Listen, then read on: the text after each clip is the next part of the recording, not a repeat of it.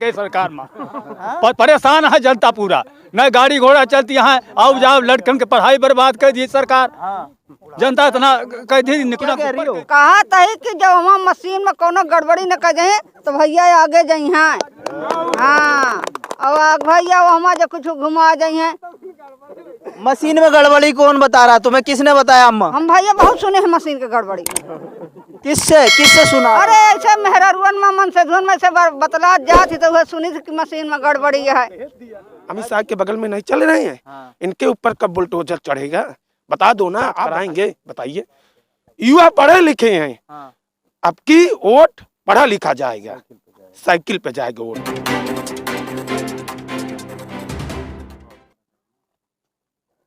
उत्तर प्रदेश में चुनाव और चुनाव का माहौल जो होता है वो जनता तय करती है कि वो सत्ता में किसे लाना चाहती है, और सत्ता में वही आता है जो जनता के किए हुए वादे को पूरा करता है। अब विपक्ष में समाजवादी पार्टी है, उसने लगातार जनता को ये बताने की कोशिश करी है कि हमने 2012 से लेकर 2017 तक जो काम किए वो विकासवादी सोच थी, ईमानदारी थी और ये सबका ख्याल था। अब ये जनता तय करेगी कि क्या वो विकासवादी सोच थी या नहीं थी, या भाजपा ने जो किए वादे या जो काम किए वो तो अब जनता तय करेगी कि उन्होंने क्या काम किए और क्या नहीं किए। ये जनता है जो सब जानती है और सब बताना भी जानती है, क्योंकि आज के दौर में जनता जान चुकी है। और इस चुनावी यात्रा यानी कि चुनावी दौड़ में हम जनता से सीधे सवाल करेंगे, क्या लगता है कि 2022 के चुनाव को आप किस नज़रिए से देख रहे हैं? 2022 का चुनाव जो है बीजेपी सरकार में इतना मतलब जानवर से किसान नौजवान बेरोजगार परेशान हैं कि वो बीजेपी को निगलेक्ट कर चुके हैं। आने वाले समय में समाजवादी पार्टी की सरकार होगी। युवाओं की नज़र में अखिलेश यादव, युवाओं को बेरोजगारों को अखिलेश यादव दिखाई पड़ रहे हैं। और रही बात अमेठी की, तो अमेठी में तो कोई विकास नहीं हुआ है। जो अमेठी के मौजूदा विधायिका जी हैं, हमारा घर संग्रामपुर ब्लॉक में है, मैं चैलेंज करता हूँ पूरी ब्लॉक में कोई 5 सड़क गिना दें। और उसके पहले 2012 में यही अमेठी से माननीय गायत्री प्रसाद प्रजापति जी विधायक थे। ब्लॉक में नहीं, हर ग्राम सभा में 5 रास्ता आप दिखा सकते हैं, 50 काम आप गिना सकते हैं। लेकिन पिछले बीते हुए 5 वर्ष के कार्यकाल में माननीय विधायिका जी के ब्लॉक ग्राम सभा में नहीं, पूरी नया पंचायत में 5 काम नहीं गिना सकते हैं। और अमेठी का जो चुनाव है, पिछली बार 12 से लेकर 17 तक गायत्री प्रसाद प्रजापति जी यहाँ से विधायक थे। वो अपने 5 साल में इतना विकास किए, गरीबों की इतनी मदद किए, दवा करवाए, शादियों में साइकिल दिए, कंबल दिए, ठंडी में दाल दिए, कि बीते हुए 50-60 सालों में अभी तक चाहे जो भी विधायक हुआ है उतना काम नहीं किया जितना प्रजापति ने यहाँ पे काम किया है। और 2022 के चुनाव में अमेठी विधानसभा में गायत्री प्रसाद प्रजापति के चेहरे पे चुनाव लड़ा जा रहा है। उनकी पत्नी महाराजी प्रजापति जी लड़ रही हैं, और जनता का आशीर्वाद रहा तो 50,000 वोटों से जीतेंगे।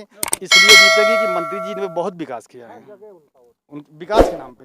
अब मंत्री जी तो यहाँ है नहीं, मंत्री जी हैं जेल, तो क्या लगता है कि जनता में आप अपने जो आपके बात है वो पहुंचा पाओगे? जैसा कि आप कह रहे हैं मंत्री जी यहाँ नहीं है, जेल में है, लेकिन उनका काम बोल रहा है। उनके कार्यकर्ता 12 से 17 के जो थे उसमें कई गुना इजाफा हुआ है। पहले सीनियर लोग थे, अब देख रहे हैं भारी संख्या में जो है हमारे नवयुवक जो है साइकिल पर वोट देने दिलाने का काम कर रहे हैं। उन्होंने जो काम कर दिया है वो पीरियड जो है स्वर्णिम युग रहा है 12 से 17 तक का। उनके ड्रीम प्रोजेक्ट में 14,000 मात्र अमेठी विधानसभा में लैपटॉप छात्र छात्राओं को बंटवाने का काम किया है। और गरीब परिवार की लड़कियों की शादी में 1 साइकिल और 1,000 रुपये जो है अनुदान के रूप में हर परिवार को पहुंचाने का काम किया है। आप अगर सड़कें देखें तो इसके पहले 12 के पहले सड़कें एकदम जीर्ण शीर्ण थी, कहने के लिए यहाँ पर और की सरकार थी, लेकिन कोई काम नहीं किया है। आज जो है सभी सड़कें जो है उनके समय में बनी थी, लेकिन इस 5 साल में भाजपा की सरकार ने जो यहाँ की वर्तमान विधायक हैं कोई काम नहीं किया।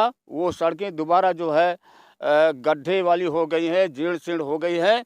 तो मंत्री जी का जो कार्य है वो भले जेल में है, उससे कोई मतलब नहीं है, लेकिन उनका काम और उनके कार्यकर्ता इतने उत्साही हैं, गरीब इतने उत्साही हैं कि वो निश्चित रूप से भारी मतों से उनको जिताने का काम कर रहे हैं। लेकिन भाजपा जो कहती है वो कहती है कि हमने काम किया है, तो भाजपा ने काम किया कि नहीं किया? जो आप बता रहे हैं, आप सपा के गुणगान गा रहे हैं। हाँ, तो जिसने काम किया है उसका गुणगान गाया जाएगा। भाजपा के विधायक गरिमा सिंह है, 5 साल बीत गया, कोई उनका वोटर जो उनका वोटर था वो भी नहीं बता सकता है कि कौन है, और 5 साल तक उनके गांव में क्षेत्र में नहीं गई, कोई काम नहीं किया है। इसलिए उनके कहने से थोड़ा माना जाएगा कि कौन सा काम कर रहे हैं। कोई भी भाजपा कोई भी जनहित का 5 काम नहीं बता सकती है, क्योंकि कराया नहीं है। आप भाजपा के काम बताने के तिलकधारी हैं, तिलक उलक लगा कर आए हैं, तो लगता है भाजपा के। हाँ बताइए, काम भाजपा का काम यही बोल रहा है, किसानों को ऊपर गाड़ी चढ़ाना। अच्छा। हाँ, खेती और धान गेहूं सरसों पेरा सारी खेतें चढ़ा ले जा रहे हैं साड़ से, और कितना एक्सीडेंट हो रहा है साड़ की वजह से। जाइए आप देखिए, मेडिकल कॉलेज में, ट्रामा सेंटर में, सुल्तानपुर जिला अस्पताल में सारे व्यक्ति मरीज एक्सीडेंटर सब साड़ से लड़ लड़ के यहाँ पहुंचे हैं। यही इनका काम बोल रहा है। और गरीब काम से पेट भरता है, मेहनत करके। मंदिर और मस्जिद से पेट नहीं भरेगा हम लोग का, हम लोग के बच्चे का। शिक्षा रोजगार सब त्रस्त है। 300 कमाने वाला, दिहाड़ी करने वाला व्यक्ति 240 का सरसों तेल खाएगा, बचाएगा क्या? अपने परिवार के ले जाएगा क्या? कहाँ से इसकी रोजी रोटी चलेगी? इसका बच्चा कहाँ से पढ़ेगा? कौन पढ़ाई लिखाई देगा? बताइए। यही भाजपा का काम बोल रहा है। ये अमेठी से माननीय महाराजी प्रजापति भारी मतों से जीत रही हैं। रही गई बात, माननीय मंत्री जी जेल में है, इनका जनता बाहर है। अमेठी की जनता गरीबों को मसीहा का अब की बार पूरी तरह से एकजुट होकर भारी मतों से विजयी बनाएंगे, इनको न्याय दिलाएंगे। और रही गई बात, आज माननीय मंत्री जी होते जब 2012 से लेकर 17 के बीच में 290 रुपया किलो अरहर की दाल बिक रही थी, 260 रुपया किलो बिक रही थी, तो माननीय मंत्री जी ने पूरे अमेठी विधानसभा में दाल बंटवाने का काम किया। हमारे अमेठी में अभी जाइए आप देखिए, आप मीडिया वाले हो, हर गरीब व्यक्ति ठंड से कांप रहे हैं। कंबल देने का काम माननीय मंत्री जी ने किया। इतना कंबल बांट दिए हैं, शायद भाजपा वाले सपने में ना देख पाए। भाजपा की बुराई कर रहे हो कि तारीफ नहीं कर रहे हैं? जो सही है इस जनता बताएगी। आप जनता जनार्दन के बीच में आए हो ना, अब जनता से पूछे। आप मीडिया प्रभारी हो ना, आपके ऊपर ये हो रहा है ना अत्याचार, गाली दिया जा रहा है मीडिया वाले को। अभी एबीपी न्यूज वाले को धक्का दिया जा रहा है। इन्हीं के मंत्री जो किसानों के ऊपर गाड़ी रौंद कर जा रहे थे, इनके बेटा।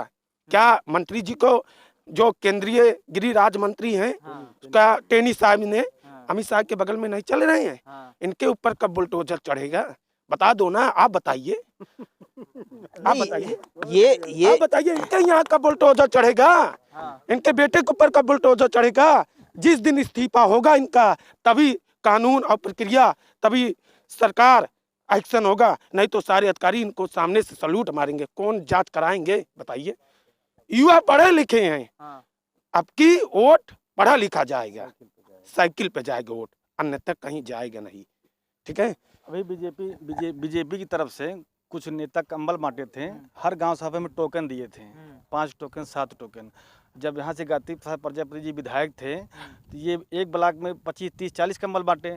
वो एक नया पंचायत में 5-5 हज़ार कंबल दिया करते थे, और ये 5-5 टोकन दे रहे हैं। बीजेपी वाले झूठ बोलते हैं, उनका जुमला झूठ बोलना है। कहते हैं राम मंदिर हम बनवा दिए। चाचा पीछे बड़े मुस्कुरा रहे हो, यहाँ तो आओ। मतलब पीछे जो भाजपा का जिक्र आया, तो आप पीछे जाकर मुस्कुराने लगे, क्या रीजन है? अरे बहुत खराब रीजन ही आए गए सरकार में। परेशान है जनता पूरा, न गाड़ी घोड़ा चलती है, आओ जाओ, लड़कन के पढ़ाई बर्बाद कर दी सरकार। जनता इतना कह दी, निकुना के ऊपर कह दी। लेकिन आप तो राम मंदिर के नाम पे लेकर राम मंदिर के नाम नहीं, मंदिर बने खा के पाए, मंदिर नीक लागे मस्जिद जो खान के पाए सब चल लेता है। गोरू 50 गोरू वहाँ एक गाँव में। भाजपा वाले कहते हैं मंदिर हम प्रमोशन करते हैं कि जो राम को लाए हैं हम उनको लाएंगे, इस तरीके से गाने आ रहे हैं। राम हुई तो सब कहे राम रही, किसी बाटा है भैया, किसी बाटा है? कहते हैं राम मंदिर हम बनवाए। एक मिनट, बीजेपी वाले कहते हैं वाला राम है, और राम ईश्वर होते हैं। हाँ। तीनों लोग के स्वामी है राम। हाँ। राम को ये ने लाए हैं, बीजेपी वाले कहते कहाँ से कहते हैं राम को लाए हैं? मंदिर जो है, मंदिर माननीय सुप्रीम कोर्ट के आदेश से बना है, बीजेपी के किसी नेता के कहने से नहीं बना है, मोदी जी योगी जी के कहने से नहीं बना है, माननीय सुप्रीम कोर्ट के आदेश से बना है। देखिए, ये जब 17 का चुनाव लड़े हाँ। तो इनके एजेंडे में था, भाजपा के एजेंडे में, कि हम किसानों की आय दुगनी करेंगे। हाँ। सब लोग देख रहे हैं, बेचारे किसान जो भी कमाई करते थे खेती में अपना पैसा लगा करके, हाँ। दुगनी आमदनी की बात करें क्या, उनका सब कुछ चौपट हो गया है। तो किसानों की आय दुगनी नहीं हुई? नहीं हुई, बिल्कुल नहीं। आय दुगनी होने के बाद क्या? सरसों का तेल ही 240 रुपए लीटर बिक रहा है। हाँ, तो ये दुगना हुआ तो हमारे सरसों महंगी बिक रही होगी। यहाँ का हमारा जो शुद्ध हमारा जो शुद्ध सरसों था उसको विदेशों में भेज करके वहाँ का मिक्सचर वाला जो है तेल यहाँ मंगा करके वो भी महंगा बेच रहे हैं। इनके सरकार में कानून व्यवस्था और लोकतंत्र की हत्या हुई है। आप कहेंगे कैसे? लेकिन वो तो कह रहे कानून व्यवस्था उन्होंने बनाई है कि हमने सबको अंदर भेज दिया, जेल में डाल दिया। कहाँ बनाई है? देखिए, आप सुने होंगे, जाने होंगे, पिछड़ी जात के लिए और एससी के लिए 27 और 22% का आरक्षण था। 69,000 शिक्षक भर्ती हुई। 27% की बात कौन करे? 3.86% का आरक्षण दिया। 20,000 जो पिछड़ों को नौकरियां मिलनी चाहिए थे उसको सब खा गए, अपने लोगों को करा दिया। क्यों करा दिया? 27% का आरक्षण जब लगातार चल रहा था तो उनको ये देना चाहिए था। इसी तरह से 22% का आरक्षण अनुसूचित जात के लिए था और दिया केवल 10%। 12% कहाँ गया? तो ये सबसे भ्रष्ट सरकार है।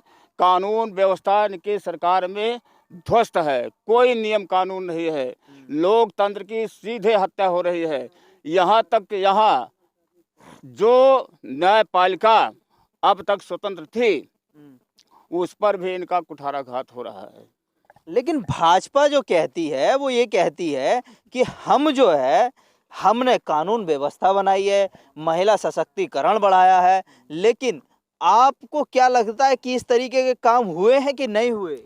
कौन सी महिला सशक्तिकरण की बात होती है? हाथरस में रात में हिंदू बेटी है उसको जला दिया जाता है। धर्म में ये नहीं है। ये हिंदू धर्म में है रात में दाह संस्कार कर देना। उस ये कौन सा न्याय है? गोरखपुर में इनकी पुलिस जबरदस्ती व्यापारी की हत्या कर रही है। कहाँ न्याय है? कहाँ? लेकिन वो कानून व्यवस्था की बात करते हैं, हमने सबको जो है जेल भेज दिया। आप मुख्तार अंसारी को देख लो, आजम खां को देख लो, आप क्या नाम है गायत्री प्रजापति को भी उन्होंने जेल भेज दिया। कानून की तो बात वो सही कर रहे हैं फिर। अरे वो सत्ता में है, जबरदस्ती किसी को जेल भेज सकते हैं। केवल 2-4 लोगों के नाम गिना रहे हो। हाँ। बाकी उनके जो आज 50 ऐसे हैं अपराधी जो 50-50 मुकदमे वाले वो सब घूम रहे हैं। नाम बताओ एक आध का। अरे अभी नाम है धनंजय सिंह, ये क्रिकेट खेल रहे थे। बताइए उनको कौन नहीं जानता कि उनको पुलिस ढूंढ रही है और वो क्रिकेट खेल रहे हैं। कहाँ है इनकी पुलिस? कहाँ बुलडोजर चला रही है? हाँ जी, क्या उन्नाव गए? और रही बात 2022 का चुनाव, संविधान बचाने का चुनाव है। अच्छा। हाँ, जिस तरह से 69,000 वैकेंसी में इन्होंने पिछड़ों और दलितों का आरक्षण समाप्त कर दिया, उसमें बाद में इतना धरना प्रदर्शन करने के बाद 6800 वैकेंसी इन्होंने बताया कि हाँ गलत हुआ, जबकि उसमें 19,000 वैकेंसी गलत हुई है। अच्छा। तो ये सरकार बेरोजगार विरोधी, किसान विरोधी और जो है विकास के नाम पे कुछ नहीं है, केवल ढकोसला कर रहे हैं। तो इसलिए 2022 में सपा सरकार आ रही है और हमारे अमेठी में माननीय मंत्री जी की धर्मपत्नी महाराजी प्रजापति 50,000 मतों से जीत रही हैं चुनाव। अमेठी की जनता माननीय मंत्री जी को और प्रदेश की जनता माननीय अखिलेश जी को आशा भरी नज़रों से देख रही है। आने वाला समय साइकिल का होगा। हाथी पागल हो गया है, कमल मुरझा गया, साइकिल जोरों से चल रही है। आएंगे गजब नतीजे, अखबार देख लेना, इस बार साइकिल की रफ्तार देख लेना। मुलायम सिंह यादव जिंदाबाद। जो रफ्तार की बात होती है वो अब जो है, अब ये जनता थी जिसने अपना मत रखा, और चुनाव पर बटन कितनी तेज दबेगा, किस पार्टी का दबेगा, ये जनता ही तय करती है। और अखबार के नतीजे, न्यूज़ चैनल के नतीजे वो 10 मार्च को आप लोगों के सामने होंगे। कैमरा पर्सन अंकित के साथ मोहम्मद साजिद, ABC वर्ल्ड हिंदी।